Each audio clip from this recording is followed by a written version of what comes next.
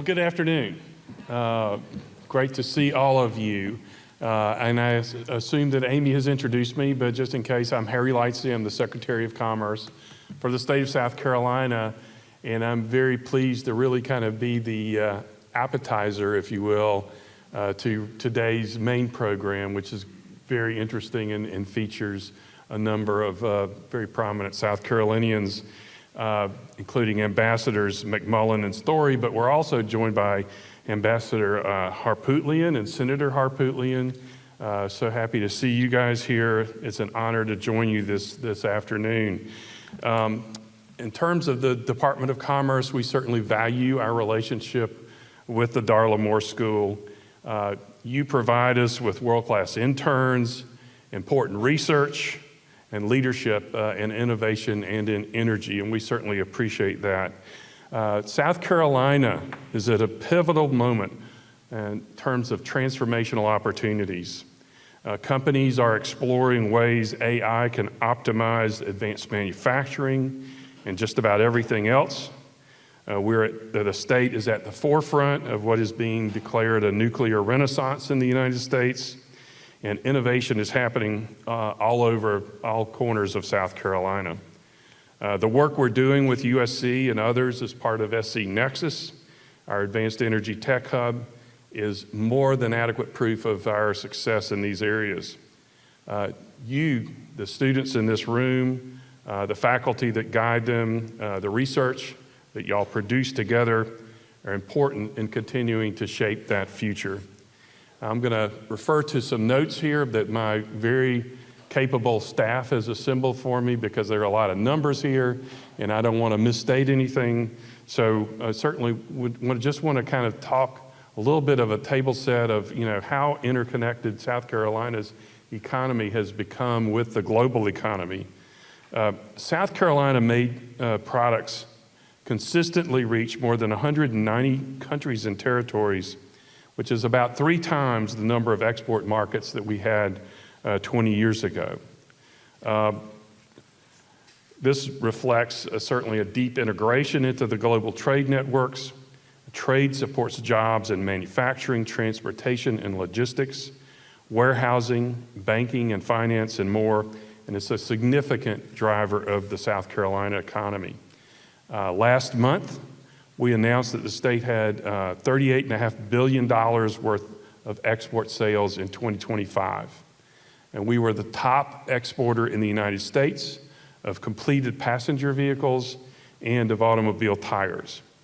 Of course, the BMW plant in Spartanburg is the largest automotive exporter by value in the United States, with exports of 200,000 SUVs with a value of over $9 billion.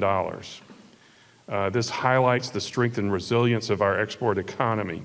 In 2024, $38 billion in exported goods were 11.6% of the state's GDP. We continue to win with world-class logistics that allow companies to easily reach the rest of the world. Of course, the Port of Charleston, but also the Port of Savannah, which is right on the border between Georgia and South Carolina, our inland ports, and access to international airports for freight as well as for passengers. In terms of foreign direct investments, we have established over the years global relationships that consistently pay off in international capital investment and jobs in South Carolina. Since 2017, foreign direct investment, or FDI, has accounted for 30% of all capital investment in our state, with over $16 billion of announced investment and 35,000 jobs. Today, more than 190,000 people in South Carolina are employed by international firms. That's about 10% of all private industrial employment, according to the most recent data of the Bureau of Economic Analysis. There are more than 1,185 international operations in South Carolina. So the Department of Commerce is actively promoting South Carolina through our international offices in Europe and Asia. In fact, last year in Germany, our office in Germany marked 50 years of consistent presence in Europe, one of the longest of any state in the United States. Some of our biggest legacy companies, of course, are testament to these relationships that we've built over the years. We support companies through trade missions, export assistance, and connections to these global markets. Last year, we relaunched our landing pad program to help growth phase companies relocate to South Carolina. Strategic investment agreements that we've established support collaboration and shared growth in coveted sectors. We signed a joint development JDI agreement with Germany last November. We were the first state in the United States to reach that kind of agreement with Germany. We had an MOU with the United Kingdom in 2022, and in 2024, we established our Irish Trade Commission. We've also, in 2024, established new offices in London and Ireland to continue to build relationships in those important countries. Our role is to ensure that South Carolina remains a known entity, that we're competitive and engaged on the global stage. This year, we'll be proud host to the Southeastern United States Canadian Provinces Conference in Greenville in June, which will be a great opportunity to strengthen partnerships and unlock trade opportunities. Canada is almost regularly the #1 or #2 trade partner of South Carolina. And beyond just recruiting new investment, our business service division works with companies here in our state at every state from every step from launch to legacy. So thank you very much for the opportunity to participate in these important discussions. I am anxious to listen to what our distinguished panel has to say, and I look forward to continued partnership with USC and the Darla Moore School. Thank you very much.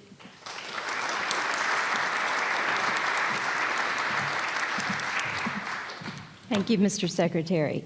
I'm always so excited, especially we have a lot of international students here, and when they learn about how international our state is, I think it's really quite eye-opening. It's something to be very proud of. So if I could please call our moderators and panelists out to the stage. Let's give them a hand as they approach.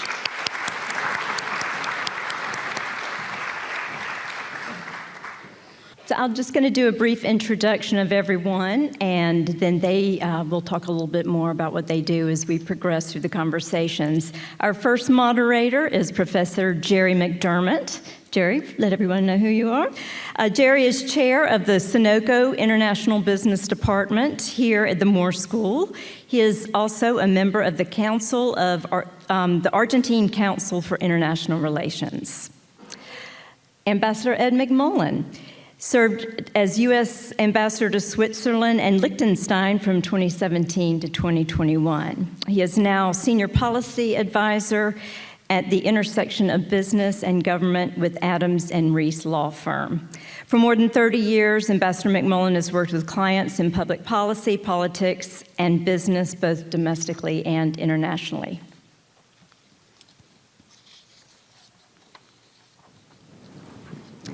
Ambassador James Story has the distinction of serving as the last U.S. ambassador to Venezuela from 2018 to 2023.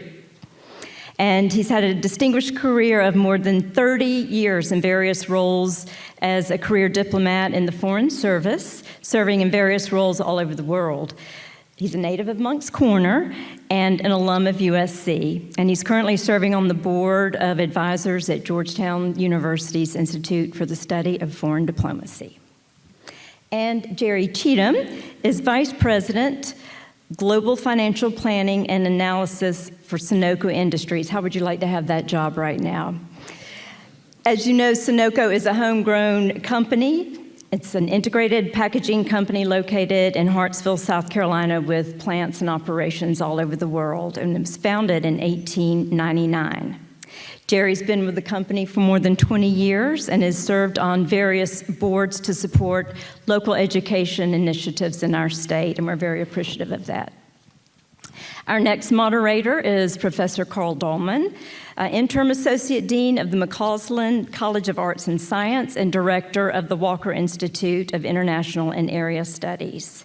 And before we get our panel discussion going, as I said, we will have a Q&A opportunity, and we have two facilitators. I'd like to introduce Magda Stalkowski, Professor of Anthropology at McCausland College of Arts and Sciences, and also Faculty Associate with the Walker Institute, and our own Stan Marcus, Professor of International Business with the Moore School and Faculty Advisor for the Folk Center. Professor McDermott, take it away. Okay, just checking my mic. Well, thank you, Amy, for these introductions, and thank you, Secretary Lightsey, for your remarks. And as you just noted, South Carolina is highly impacted and integrated into shifts in international trade and investment, as well as technological innovations that are happening almost on a weekly basis. But we've had a lot of headlines over the last days, if not weeks. But I want to begin, gentlemen, by taking a little bit of a step back and thinking about what's been going on actually over the last 8 to 10 years, because some of the disruptions that we're looking at didn't begin last year. They're a product of a number of events and trends that we've been seeing. And perhaps ever since the great financial crisis in 2008, that may have set a lot of these things in motion. So the main motivation, ladies and gentlemen, behind this new forum series is trying to better understand how geopolitical changes impact international trade and investment, and particularly how the policy levers of diplomacy, ever present but not always well understood, interact with business and other stakeholders to enable the flow of goods, services, and capital around the world. So as we begin, I'm going to ask each of you for a few moments to comment, to first reintroduce yourselves, and because you each bring unique experience and expertise to the table or to this forum. And I'd like you to draw on that as diplomats, business leaders, negotiators, advisors, all the different hats that you wear, how you see the major shifts or trends in trade, supply chain, investment in the last, say, 5 to 10 years, as the major powers have tried to assert new conditions, perhaps barriers on trade and investment, and also they've sought to change some fundamental arrangements and multilateral institutions as well. So as we've seen that trend, as we've seen those changes taking place, what are sort of the trends that you're seeing from your point of view, from your walk? So I'll turn to you. Thank you, Jerry. And it's good to be here with everyone here at the university. I think, first I want to just say that South Carolina has, as you can see on this stage, an Ambassador Harpootlian, many other ambassadors, David Wilkins, throughout Ambassador Story. Throughout South Carolina, we have a overrepresentation of South Carolinians who serve as ambassadors. And there's many reasons for that, but I really do think one of the major reasons is because South Carolina is such a location for business and industry to really locate and do their business here in the state. And I think that presidents who choose their ambassadors choose ambassadors who can really work toward investment, economic development opportunities, and really bringing home foreign direct investment from those countries in which they serve. I think in terms of my experience, I served as ambassador in Switzerland. Switzerland, a little country of 9 million people, is the 6th largest foreign direct investor in the United States. The president sent me there because it was the 8th. He wanted it to improve very high-paying jobs, research and development, all the innovation that comes out of Switzerland. He wanted more of that in the United States. So of course I did everything I could to bring it to South Carolina. We had some success, but we also had it coming all over the country. And we were able to take it from the 8th largest to 6th largest foreign direct investor. But when you look in the big picture of trade, how are we doing now? How did we get here? If you look at the Trump first term, he campaigned in the very similar way to the way he did in this last cycle. where he basically said that trade disparities, trade tariffs that were improportionate to what we were doing in other countries were unfair for trade, for free trade. And if you look at the old Adam Smith idea of how free trade should operate, it does rely on a true free trade opportunity where there is a balanced, fair trade policies. President Trump really has taken that to a different level, a much higher level than we've seen before, where he's basically using dollar for dollar balance between nations. And he campaigned on doing that. So there should be no surprises because elections do have consequences, and this is exactly how he campaigned. So from the view of where we're going with trade policy, I agree with you, Jerry. This has been an evolution that has gotten us to where we are today. But we should not be surprised by where we are today with President Trump on trade. I do think there are problems with it. But I think in the end, as we saw in the first term, there were very good advantages to it as well. The economy came back in the first term of President Trump in a way we hadn't seen. COVID then hit it, and then President Biden had to suffer through that COVID disaster that was not really fair to his policies because it did have a disproportionate effect on his policies. But in the end, I think we're now seeing, again, a resurgence of the original Trump policies on trade that had proven successful, that we're seeing now starting to balance out. There were real problems initially. You saw Commerce Secretary Howard Lutnick get up on stage on Liberation Day with a chart that was completely fallacious. Switzerland was the #1 egregious country on the chart. It was completely inaccurate data. And I called the White House. I said, look, if Switzerland's on here and it's wrong, most of this chart's probably wrong. And lo and behold, it was. That is what started the nightmare that unfolded on trade. Fortunately, it was thrown out. You never heard from that chart again. And they started, Jameson Greer, the head of USTR, who's extremely capable, went ahead and he did the data collection. And now we start to have a much more reasonable discussion. So I think that we are making some progress, seeing this evolutionary change. And I think elections clearly have the consequences that the president intended. Thanks. As was said, I am with Sonoco. A little bit about Sonoco that'll put some context around some of the remarks I'm going to share with you. Sonoco is an $8 billion company. It operates in 265 countries, 265 plants all over the world in 37 countries. I've been with the company over 20 plus years, and one thing I can tell you that business does not like is kind of uncertainty. And that's sort of the challenge of the times we live in. And I'll share with you some examples around trade policies, specifically in terms of how it impacts decisions that Sonoco has had to make over the years. And I'll start in North America and then walk you through some examples kind of around the globe where Sonoco operates. As it relates to tariffs that were implemented, Sonoco is a manufacturer of both industrial and consumer products. And part of our consumer side, we make metal cans. Think of a can of Bush Beans, a can of Lysol. Those are made from tin plate steel. There's only one producer of tin plate steel in the U.S. So Sonoco, like other manufacturers of that product, have to import that steel. And when tariffs were raised, it sort of raised the price of that steel fairly significantly. It also kind of called into question sort of supply of that in terms of whether or not there was going to be availability. So not only was the price moving up, you saw a lot of people buying in advance because the uncertainty of whether or not you were actually even going to be able to get the steel. That's one example of how that played out for us in the U.S. We also operate in places like Taiwan. We operate in places in Colombia. We operate in China. And several years back, we had facilities in Russia. Well, when the war broke out with Ukraine and Russia, we had to make a decision, and we actually sold our facility there that was profitable because of the risk of the location actually being nationalized by the state, and also because of the diplomacy and the image that it created to our customers and shareholders about us operating in a country that had just declared war on Ukraine. Safety is another issue that comes into play that you don't think about. We had a facility in Venezuela.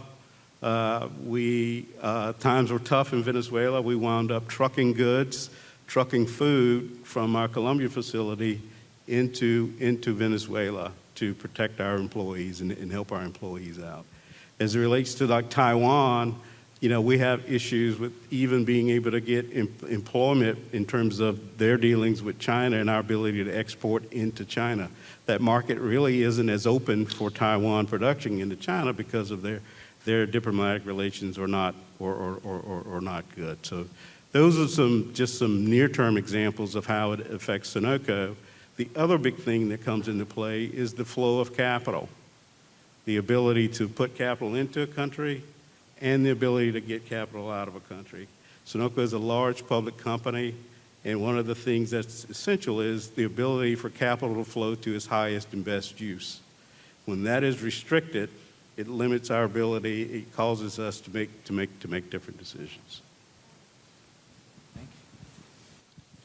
Well, excuse me. First, I'd like to set the record straight. I graduated from Carolina in '93, meaning it's impossible to have served more than 30 years. I'm not quite that old, but it's close. For those of you wondering how a guy from Moncks Corner ended up in the Foreign Service and becoming an ambassador, it's just tenacity, really and truly, Ed, and a little bit of good luck.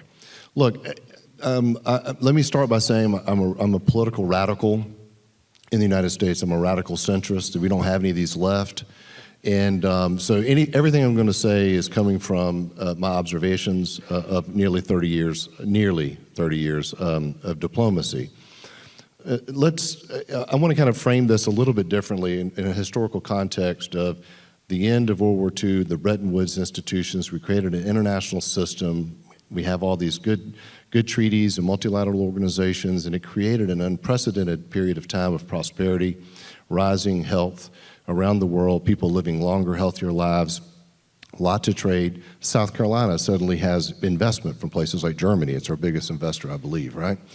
So there have been disruptions, lots of disruptions. We've had the 2008 financial crisis, then you had before that you had the age of the internet, then now we have the age of AI. But I'll focus on globalization, the rise of China as an international player, COVID, and then both presidencies of President Trump and his approach. These are all disruptive to a system. Now, I'm not saying whether or not the system was working elegantly all the time. We certainly were being abused by some of our trading partners, not allowing American cars into Japan, for instance, while Toyota was flooding the market here in the United States. But how we approach those, traditionally how we've approached these disruptions was through a multilateral lens. In this Trump administration, the president's made a decision to go much more unilaterally. And that raises some of the questions that Jerry, for instance, talked about with capital flows and where capital can go. And I'll tell y'all, capital is a coward. Capital goes where it gets a 5% return on investment, which is why the United States of America has always had the most capital flowing to it because of sanctity of contract and rule of law. When you start messing with people's understanding of whether or not their capital is at risk, you start messing with people's ability to invest. And what I'm concerned about with the tariff issue, I understand what the president was trying to do. There were a lot of mistakes made with the data, Ed. You're right. But clearly the Supreme Court said that what he was doing was beyond the remit of the president. They struck down what he was doing with the IEEPA. My concern here in going it alone, in all policies where you go it alone, whether or not it's or going it with one other, what's happening in the Persian Gulf right now, our approach in Venezuela, whether or not we're supporting Ukraine and we're just leaving it to the Europeans. My concern is that the United States begins to be viewed not as the indispensable nation, but as the unreliable one. And I think when you get to the point where you no longer have the trust of your partners, you're in a much more difficult place. What I'd submit to you is that I've always been America first. I mean, that's what we are. We all are America first. But we're not America alone. I think we're stronger when we work with our allies. We're stronger when we work with our trading partners. We're stronger when we actually pay attention to the multilateral institutions that exist. And I am concerned that we walk away from that which created all that prosperity at the end of World War II, all those institutions, and we find ourselves in a late 19th century world of spheres of influence. I think that's a dangerous world. It's not a world that I think is ultimately going to be successful for business, bringing it back to the topic today. Ultimately doesn't necessarily mean that we're going to be able to bring people here from around the world, especially if they're thinking, well, I don't know how reliable the United States is on all these other issues. Is my investment going to be safe? Should I do this investment there? Maybe I should stick closer to home. So as for opening remarks, I think I'll leave them at that for right now. Thank you. Thank you. Thank you, gentlemen.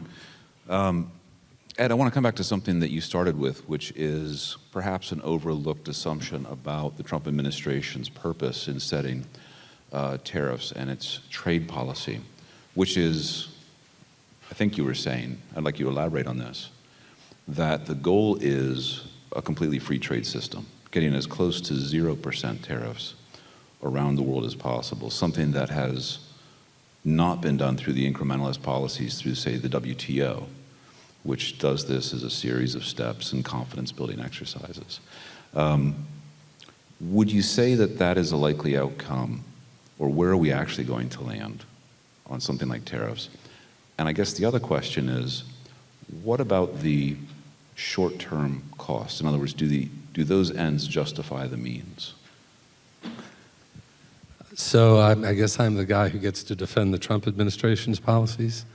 I was his ambassador to Switzerland. I can do it too. Let me just start by saying this, because I think Ambassador Story and I are very much in alignment on the view of how the U.S. is perceived in the world order. And I think that actually, if you look at what the president has said, I was in Davos this year, and I was in Davos when I was ambassador, where he said this now twice to the world audience. America first, in his view, does not mean America alone. And now there are those who view the policies on NATO and other issues as alienating, but I think we're very much in a situation like post-World War I, where we went into isolationism and we started looking inwardly, right? But when the world needed the United States in World War II, we were there. And I don't think that we are isolated right now so much as we were after World War I in that period. But I do think that given the need, the U.S. aligns with its allies. I think Marco Rubio gave a great speech in the Munich conference this year where he made this case, what the president's foreign policy was. And it was that the alignment of Europe is incalculably important. And there are times when friends argue, allies argue, and have different perspectives, but in the end, make no doubts, we are unified in one behind liberty, freedom, and independence, and sovereignty. So I do think that we have to get clarity on that, because a lot of the media, and frankly, some ineloquent statements by the administration have not really made that case as well as I think Senator Rubio, or Secretary Rubio did in Munich. I do think, though, on trade, which was your question, sorry, I think that the best way to look at the administration is to look at the first term, because there's very little difference between the way the president approached trade in the first term as he is today. A lot more anger and hostility about it, because I think that there's been time to really look at this and become more critical. Organizations and entities can be and should be critical, because there are some things that need to be questioned, and I think you did a great job of highlighting some of those on 232 exemptions and other areas. But the goal eventually is to bring more investment into the United States of areas of interest that are of importance to the country. I'll give you an example. I was in Switzerland during COVID. And the wonders of the EU is that they're all unified. They're so unified, and they're all together, and they're going to fight together until COVID comes. And those borders went up so fast that nothing was coming out of Germany, nothing was coming out of Switzerland, nothing was coming out of Italy, and they were all craving for the important drugs and PPT, is that what they called it? The needs, PPE that were needed, machinery and needles and everything else, which different countries produce. The president's view is that those are things, particularly antibiotics. Something like 95% of our antibiotics are made in China. And that's a huge, huge international crisis for the United States from a foreign policy perspective and a security issue. So he is arguing that we should bring more of that and reshore that home. So I do think, and we're seeing this, we're seeing a lot of companies frankly, that's what I do with the firm right now, is help these companies that are trying to reshore in the United States, produce steel, produce drugs, produce PPE, and the things that we didn't have during COVID that we really needed. So I think that the first term is a good way to look at where we're going to wind up, I think, and I don't think if you really look at the economy in the first term, it really rebounded exceedingly well. Had it not been for COVID, it would have continued to traject in a very good way. And I think now that we're seeing the end of, hopefully, pray to God, the Iranian war, we'll see the same. And I would argue, too, that, yes, Europe may not have been with us on Iran, but the Middle East was. Saudi Arabia, Kuwait, Qatar, UAE, all those countries came together because they knew the threat that was Iran. Europe is in a disarray right now. Let's just be honest. It really is. There are prime ministers who are on the left party with presidents on the right party. There's a constant confusion in these countries about which way to go and how the countries are going to move forward. And I think if you look at the immigration issues in Europe, they are still unsolved. I think the U.S. is showing some leadership on how to do that, and I think that we're seeing some of the European countries moving in the right direction. You look at Italy, you look at Poland, there are several other countries that you could really look to for some innovative ways of moving the ball forward and not regressing the way some of old Europe really is. I'd like to direct this follow-up question to Jerry Cheatham. You were starting to talk about, from your perspective with Sonoco, on how tariffs affect some of your products or some of your cost structures, and then also capital. I'd like you to push a little further into that and to think about how you see, whether it's you as Sonoco or your relevant partners or competitors, are they rethinking how they shift their supply chain? So you mentioned you're in 35 different countries, 267 plants. The first thing that I would start to see with tariff and non-tariff trade barriers and things like that, and even then shocks to transportation costs, et cetera, is they have to start thinking, well, now are we really going to step back and move things that we should have been doing 10 years ago or things like that? How do you see that? No, good question, Jerry. Yeah, we do think about those things, and I'll respond to one that you didn't mention in that, in terms of what is that impact on actual consumer spending and consumer demand, because that is also a factor that is, that weighs on business as well. But yeah, when the tariffs hit, there were sourcing decisions to be made of, could you move or could you redirect sourcing to where the lowest cost points, because those cost points changed dramatically. And so everybody was scrambling to see if they could get product from, not necessarily that the cost wasn't down, because costs sort of went up everywhere. But, if one country had a 50% tariff, could you source it from one that only had a 25% tariff? We also saw some products move from customers, move manufacturing out of Mexico into the U.S. in the appliance market. We also service that market. So we did see that as well. So yeah, there were some supply chain decisions to be made, but I would say nobody was really willing to make a long-term bet on anything, because no one really knew how long the tariffs would be in place or what it was. So everything was really about very short-term decisions. And as it stands now, I mean, what the consumers are sort of feeling is a little bit of tariff and inflation, a little bit of, spending fatigue. So that's sort of really weighing on demand. And Sonoco, like other companies, are having to sort of weigh decisions on, do lowering prices generate demand, or do lowering prices just lower profitability and demand doesn't really change. I'm glad that you touched on the question of reshoring and when exactly a firm is going to engage with reshoring as opposed to waiting out the cycle of negotiations, as to which those come first. In the meantime, that disruption, Ed talked about different regions responding differently to new opportunities and disruptions. And so, Jimmy, I'm thinking here about what's been dubbed the Dunroe Doctrine, the idea that there is a reorientation of U.S. interests towards the Western Hemisphere, contrasting that to European processes with the rest of the world, Middle East, East Asia. To what extent is the introduction of more disruption leading to new alignments or realignments around regional security, partnerships, and identities?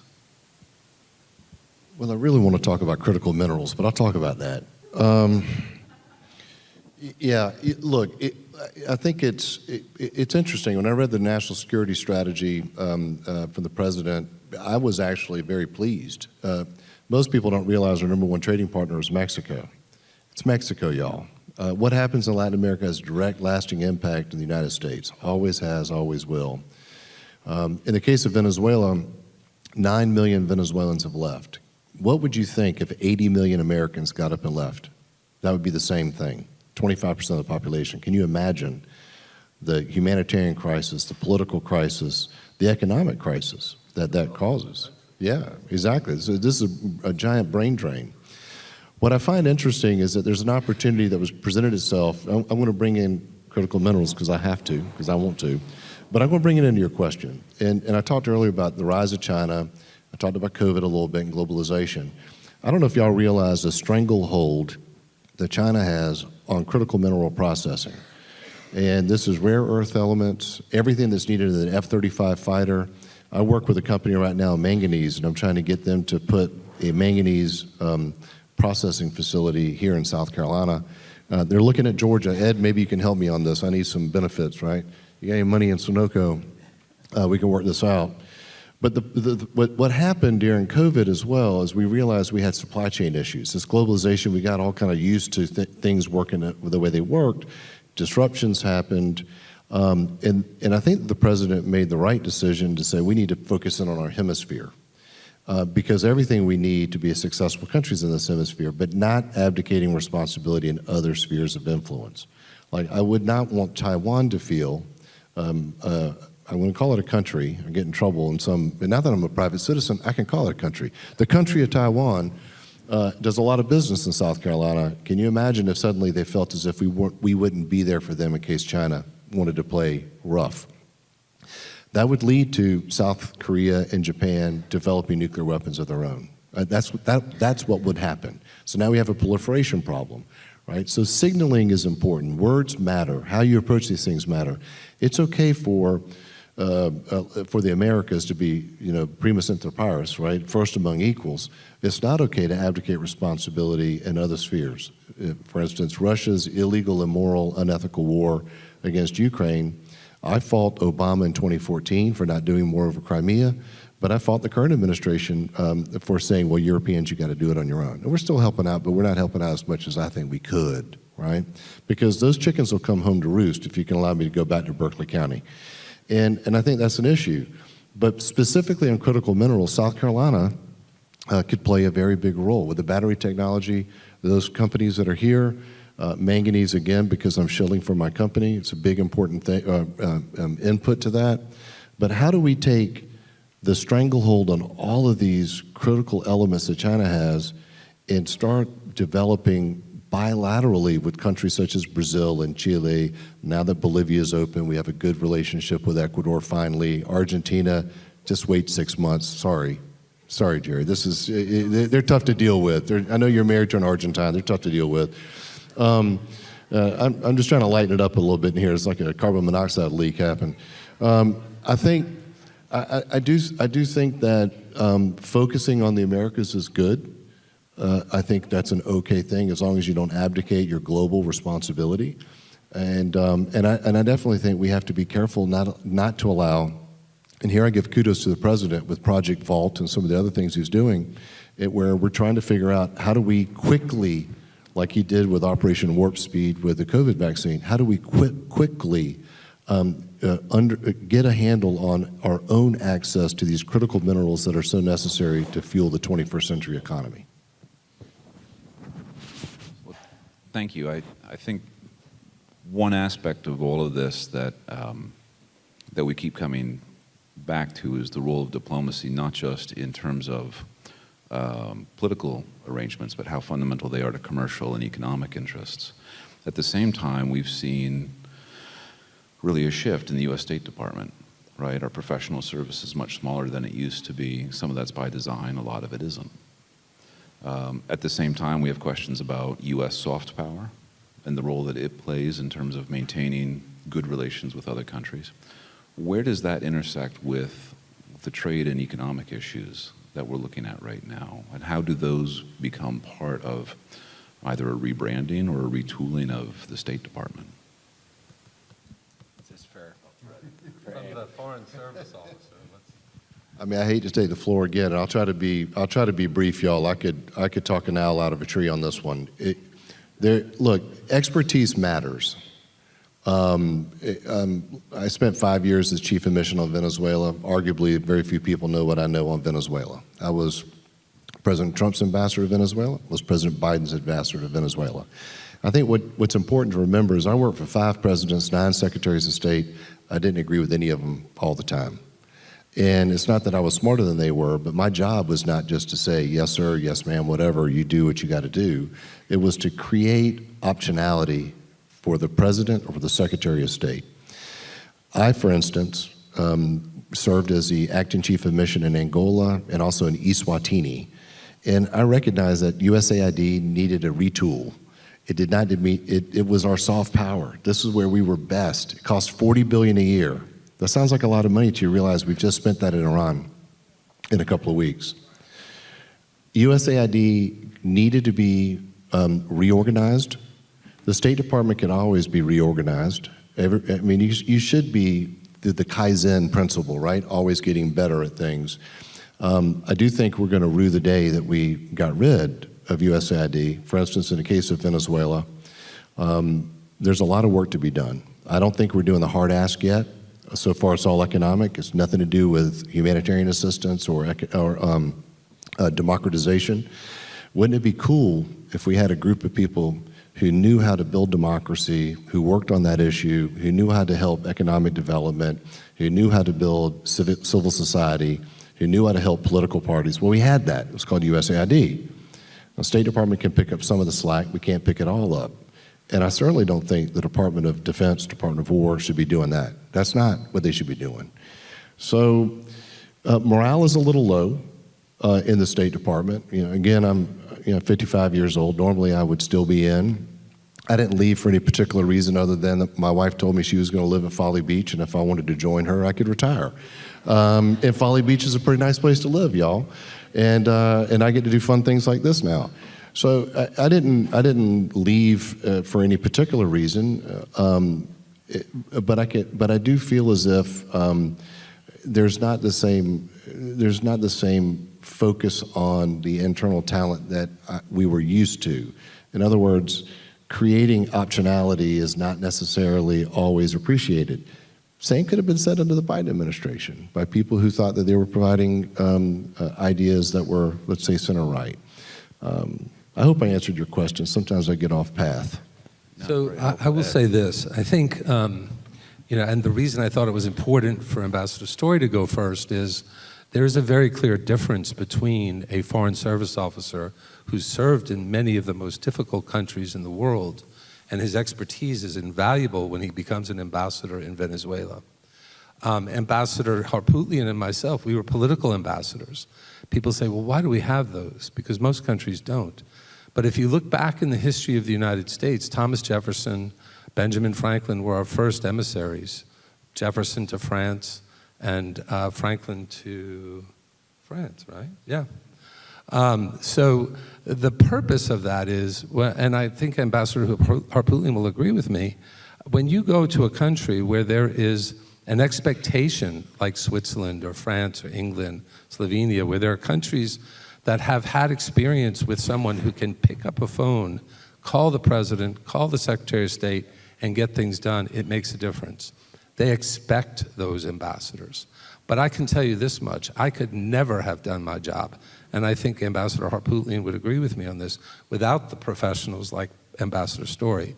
I had a phenomenal team of professionals, my DCM, my whole team in the embassy. There were people who didn't really want to work, and when COVID came, it was play day. But we got rid of them, and the good ones who wanted to work came in and did a great job. But you know, this is, I think, the cyclical nature that we're seeing now on diplomacy.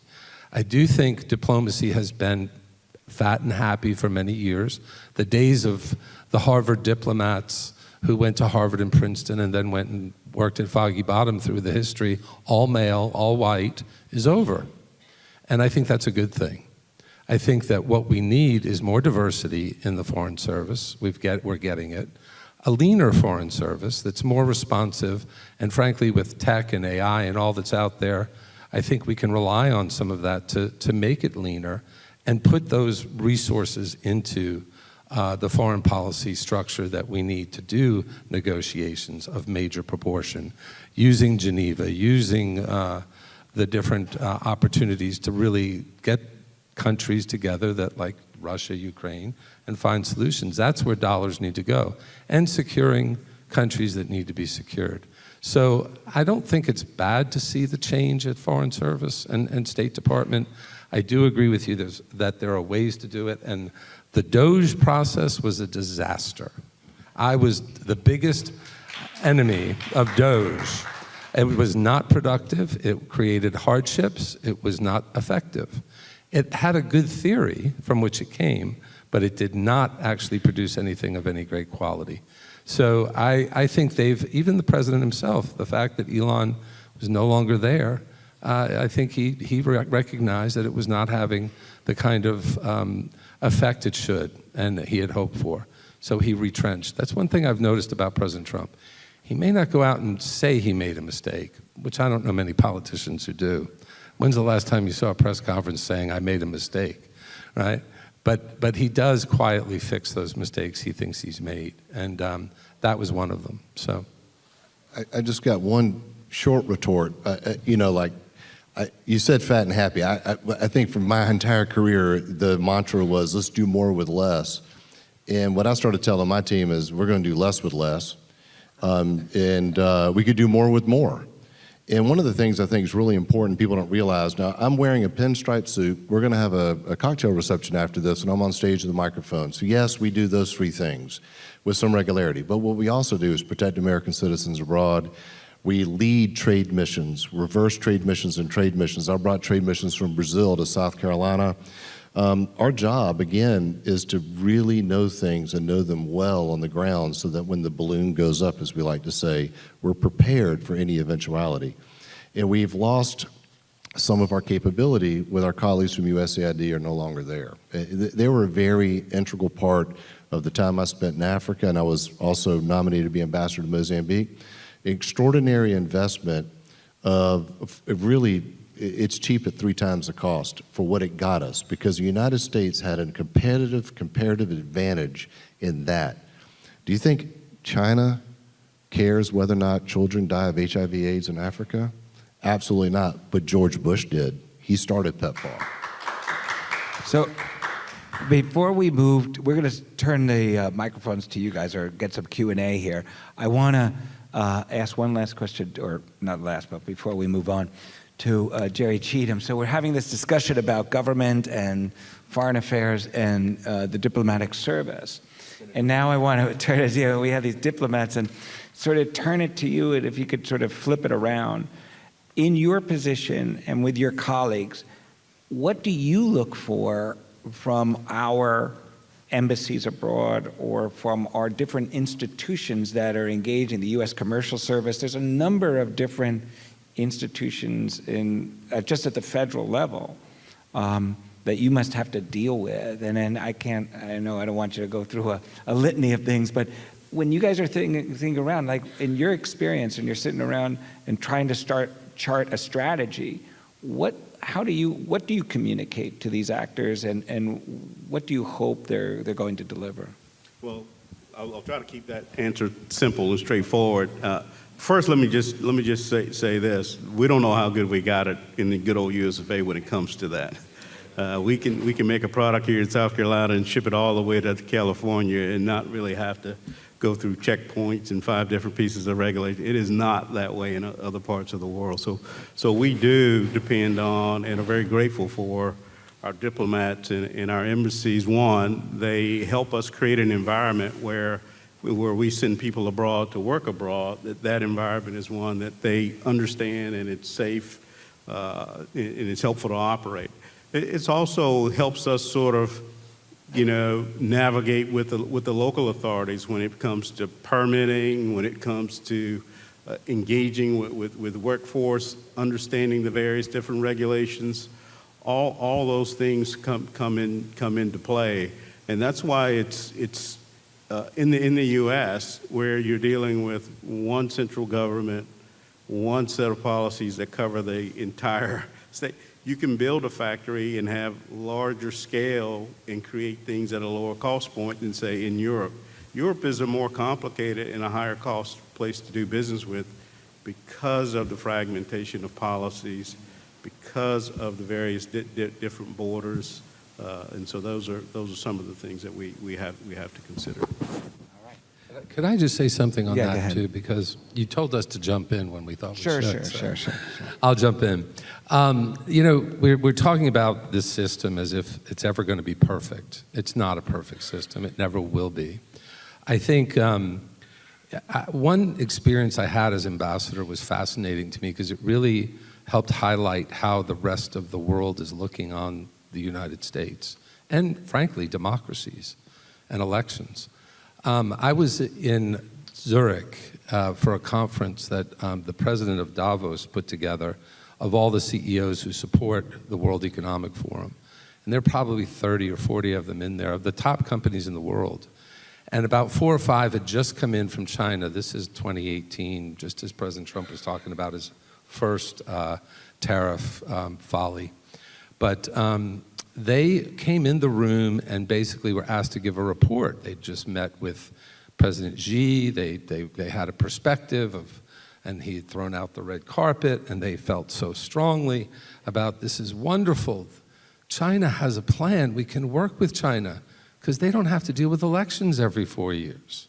Folks, that's the price of elections. You're going to have different administrations. The United States has had different administrations every couple of years here. We go from President Obama to President Clinton, President Clinton to Obama to Bush to Trump to Biden, and they all have different views, and they've won elections based on those different views. And that's the greatness of democracy. And if we're willing to say that, well, elections really are a cost, we have to manage those costs. And that's what I think we have to hope we can do. As diplomats, that's what we try to do, minimize damage and maximize opportunities. And I think it's the reality of freedom and democracy. We could live in China, but do you want to pay that price to have that kind of stability? I would just like to point out something. I should have brought it up before. We should have. Notice, if you just go back a few years, right? Notice what's up here. Especially I'm talking to my students, our students here. This is why we have things like the IB program and the Walker Institute and the Global Studies program. People get into this view that all globalization is going to sort of be the same. All companies are global. There's sort of an easy handbook to solve all the problems. And then all of a sudden we get surprised that the world actually impacts how we think about trade and business and investment. And this is why we still actually do these things. And these types of forums and teach about geopolitics. You know, geopolitics, they say geopolitics is back. The issue is geopolitics never went away, and you have to be able to read those patterns in order to make good decisions. And with that, I'll turn it over to my colleagues here who are going to channel us the questions from the audience. Yes, 1, 2, okay. Yes, thank you so much. A super interesting conversation in general. Should I stand up, or, I mean, it's just easier for me to, I'll just sit, but it's me speaking. So we have a ton of interesting questions from the audience, and they're kind of flooding us right here. So what we decided to do is kind of put them all together.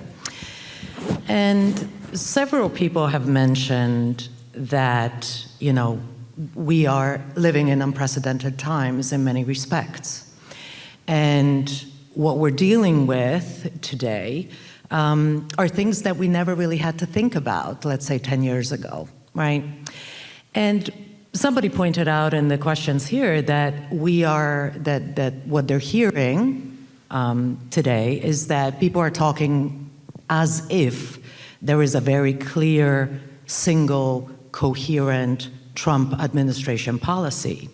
And that, for example, the administration has threatened to end Iranian civilization 24, 48 hours ago, and then offered to aid it in rebuilding the country. It has also said that the Hormuz is open, now it's closed, there are toll booths, right? Neither here nor there, the point being that the policies seem to be quite unstable.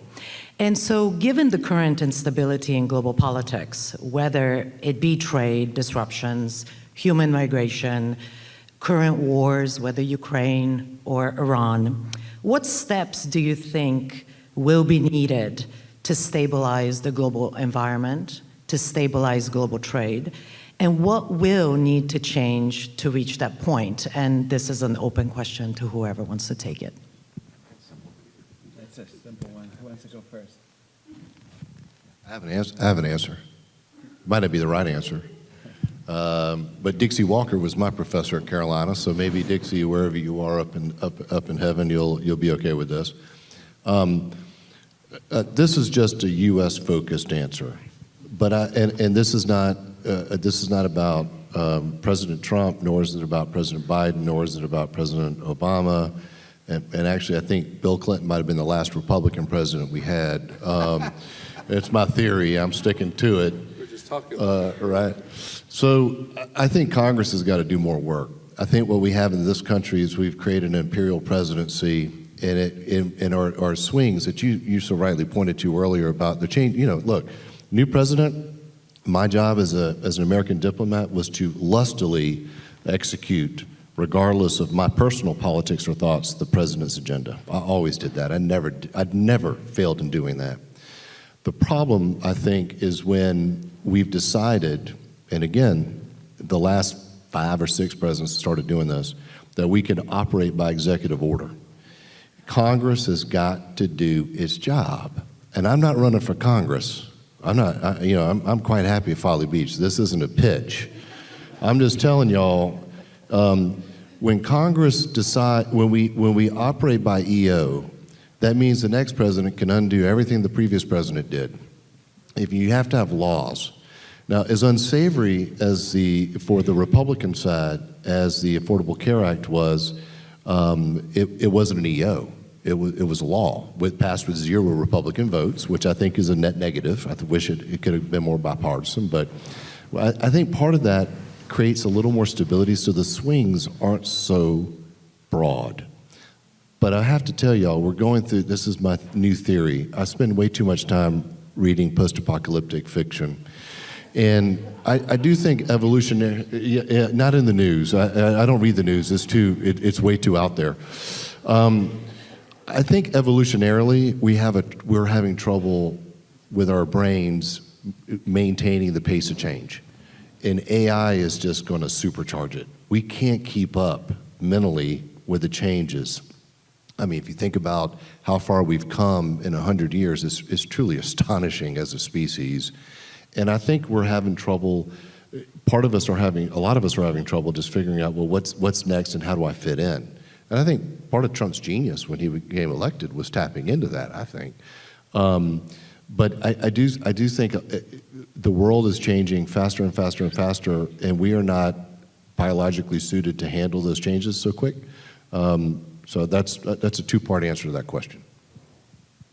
I think the examples that the questioner gave, and that may be a compilation of several, are great examples of why not to listen to the media. Because I'm not going to sit here and bash the media, okay? But I'm going to tell you, having been an ambassador and sat in meetings with the President of the United States and the President of Switzerland, listen to the discussions.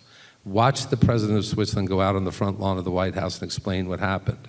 And then watch the news 2 hours later. Completely different perspective from leaks, not real sources. And it was completely fallacious. So I have seen it and lived it, the misrepresentation of the facts.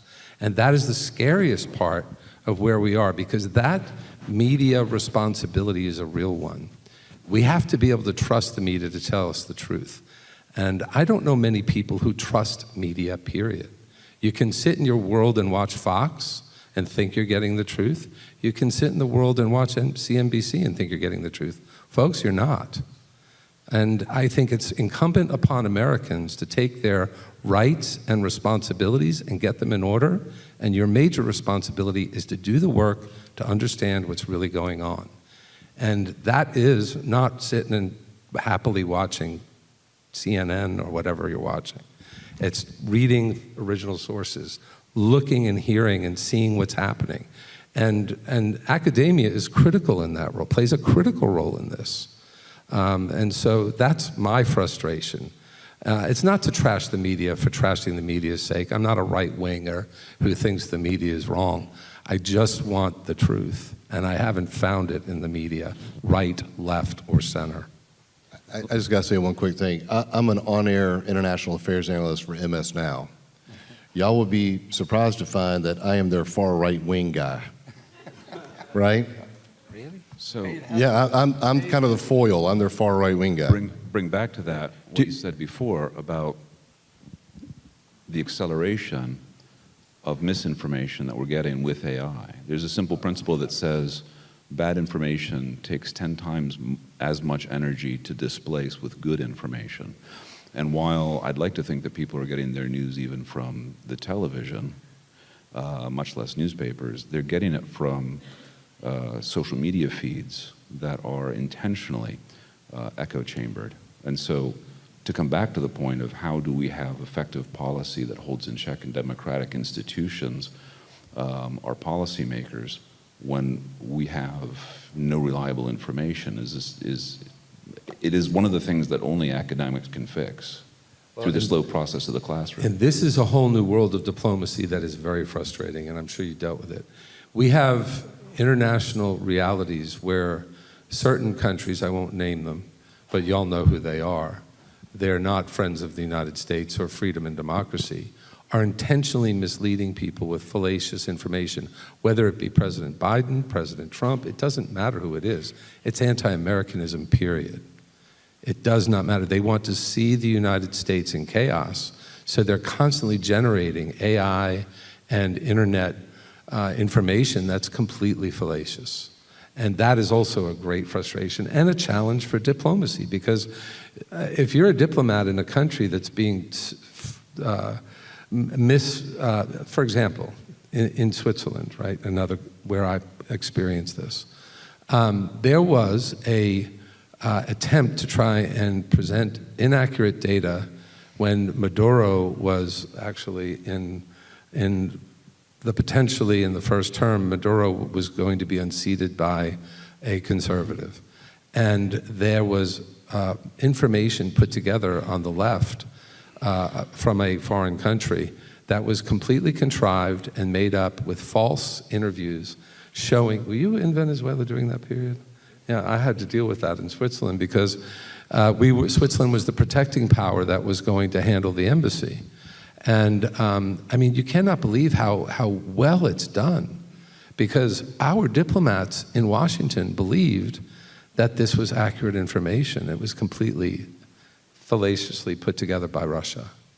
So this is what we deal with day in and day out, and it's getting worse, not better, because the way this stuff is put together is even more and more professional. Let me redirect the original question to Jerry in a different way. That from a corporate point of view, or from your company's point of view and your colleagues, I guess what are you in general, or what are some of the things you're looking for in terms of the question that was answered, to steps to help stabilize what we're looking for as sort of the broader institutions of trade and investment? And what are it's a the good signals? question, and for me, it's two things. One, from a personal standpoint, it's all about we the people in a democracy. So we will get what we the people demand. From a business point of view, I think we have to exert our ability to influence that through trade associations, through working with our politicians, through being active in putting our point of view on the table. I think we live in a world that is unstable, and I don't see a point where it becomes not a challenging time and less unstable. We would like for the rules just to change less frequently. But I think I think we will continue to live in a world of challenging time, because the interests around the globe don't always align, and that in and of itself is going to create some friction and some instability. We do have a few more questions from the audience. So the single country that's mentioned most often in questions is Venezuela, and the key question there is Venezuela safe for business? Is Venezuela truly open to American investment? And moreover, given Delcy Rodriguez's influence over Venezuela's trade and energy policy, what safeguards can ensure that profits from renewed oil trade are reinvested in the Venezuelan people rather than captured by political elites? So two different questions. One, is Venezuela safe for American business? And second, is there anything being done to benefit the people rather than the regime? Thank you. Right. I see I'm being filmed on this one, but that's okay. You can film me. I'll tell you what I tell everybody. Look, I want to start by saying, when I went back I was kicked out of Venezuela. We were all kicked out of Venezuela in 2019. And I told Secretary Pompeo, with whom I had a very close relationship, we didn't recognize Maduro. I was going to stay behind. So I stayed with the Marines and some other people. We made it a couple months. And then when I went back 3 years later, I went back to negotiate the release of American hostages. And with whom was I negotiating their release? Delcy Rodriguez. This is the exact same dictatorship with new management. So you can read my stuff again on MS Now. I'm not trying to shill for it, but I put it all out there.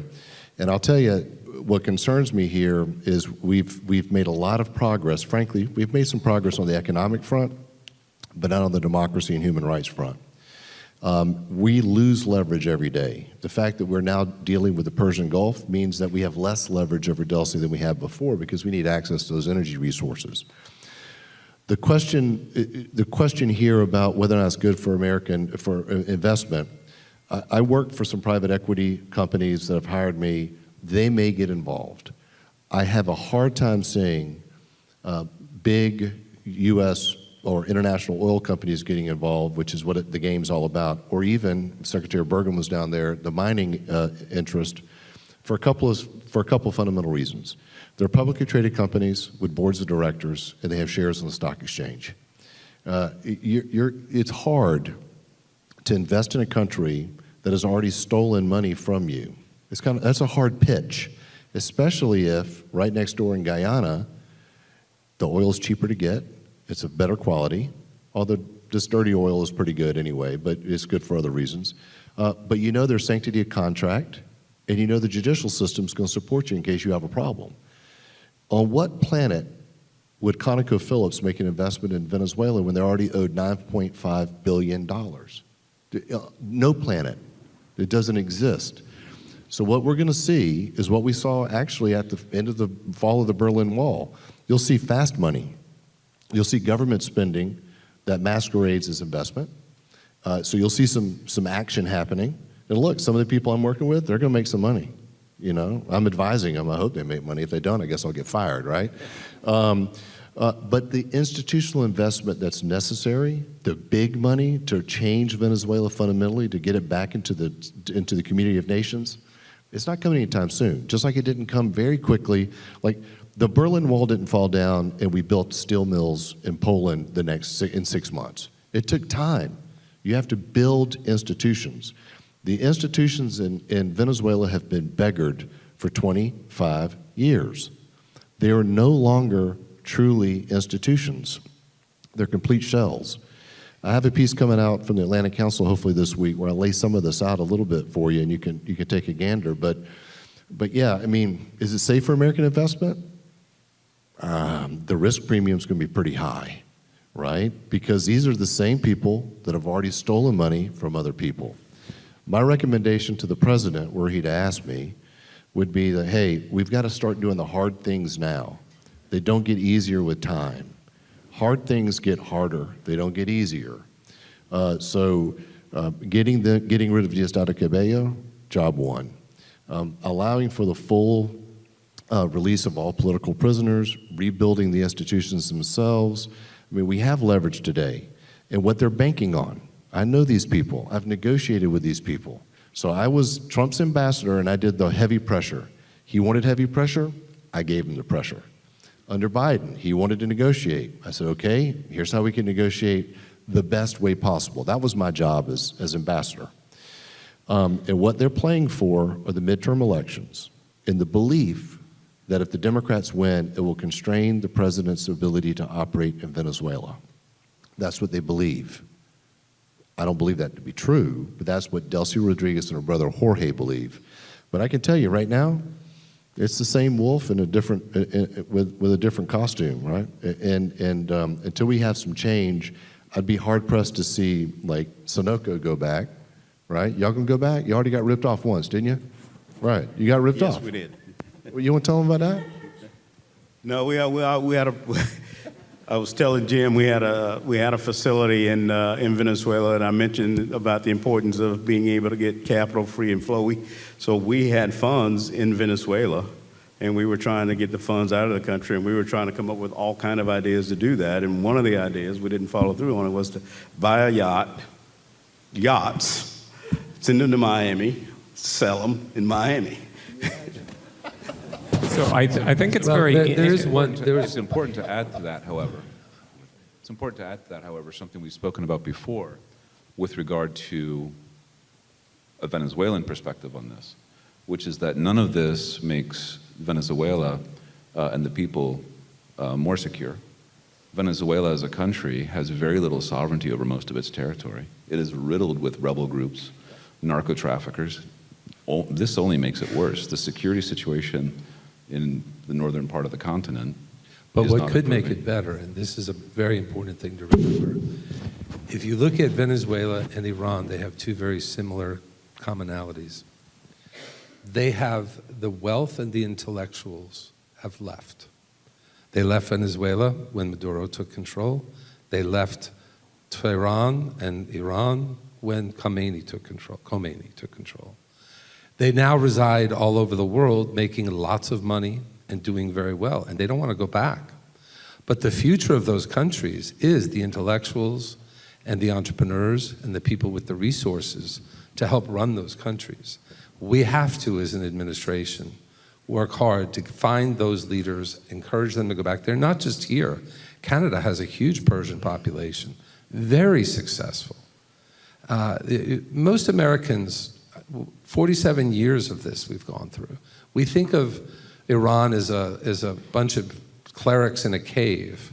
Folks, it was the Mecca of the Middle East. Some of the brightest people, the most beautiful culture, the most wonderful architecture. And those people are still there. Some of them are still there, but so many of the real hard opportunities for leadership are gone. And until they go back to Venezuela, to Iran, it's going to be very hard to recover what could be.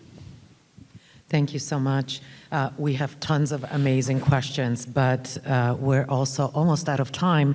And we do have lots of students here in the audience, and they would like to know, what advice would you give to any college graduate interested in career in foreign policy, especially a foreign service officer?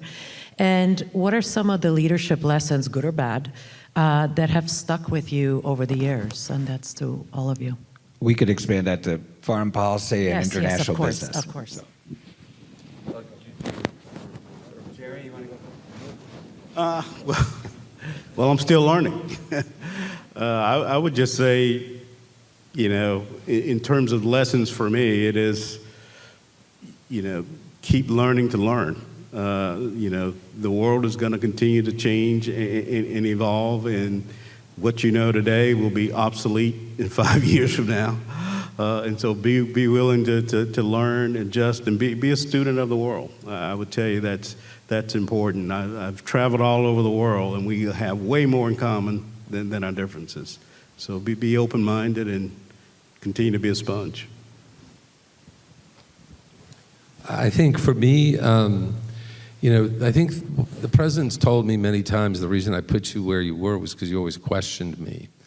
And I think the biggest problem we have in society in America today is that we fall into a niche and our minds follow that niche and never leave that niche.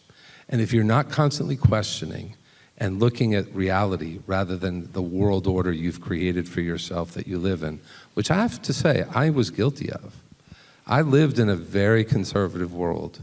And I am fairly conservative, but I'm a businessman and I am actually also practical. And being an ambassador gave me an open mind in seeing the world in a very different way and seeing the problems the world faces, people I didn't interact with every day.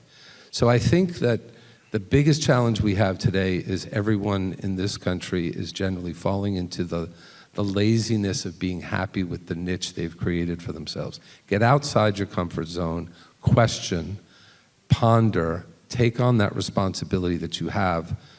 That is the critical role of being free and in a democracy. It's not just the rights, it's the responsibilities you have as well. That's a perfect segue for a pitch to tell y'all to take the Foreign Service exam. And I do think it's one of the last great meritocracies. And look, as I like to say, even a blind hog finds an occasional acorn. I somehow passed it, right? And if I can pass it, you can pass it. And what I loved about it, it was a wonderful career for somebody who can't hold a steady job. And look, I did everything from save sea turtles and negotiate dolphin-safe tuna to jumping out of helicopters, chasing Osama bin Laden and trying to build democracy in Afghanistan to persecuting the drug war. I mean, I joined to do environmental work, I thought, and I found out that I'm pretty good at the military stuff.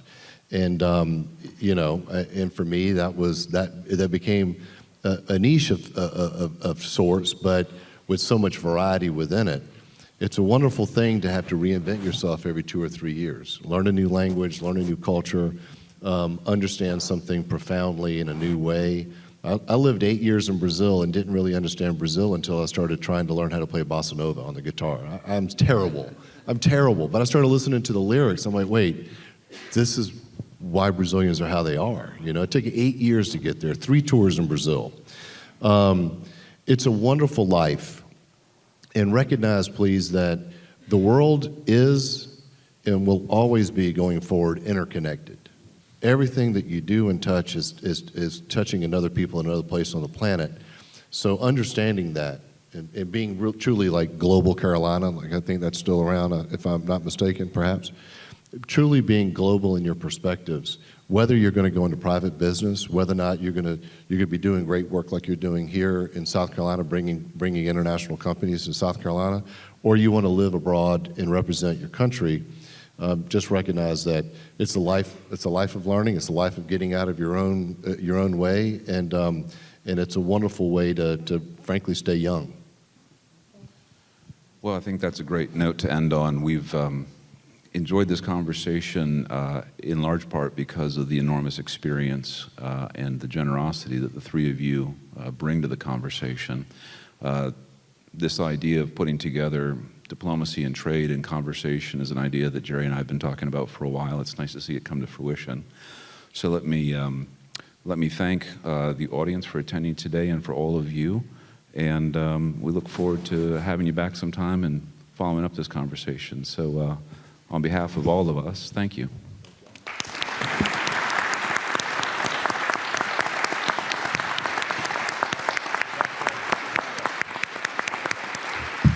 So I do have an announcement to make. I've been told we have plenty of food, and I would love to open up our reception to our students as well. This would be a great time for you to network with some of the companies that are here today. So if you all will head towards the Sonoco Pavilion, you can start the reception, and we're going to take some pictures on the stage, and we'll bring the bride and groom to the reception soon.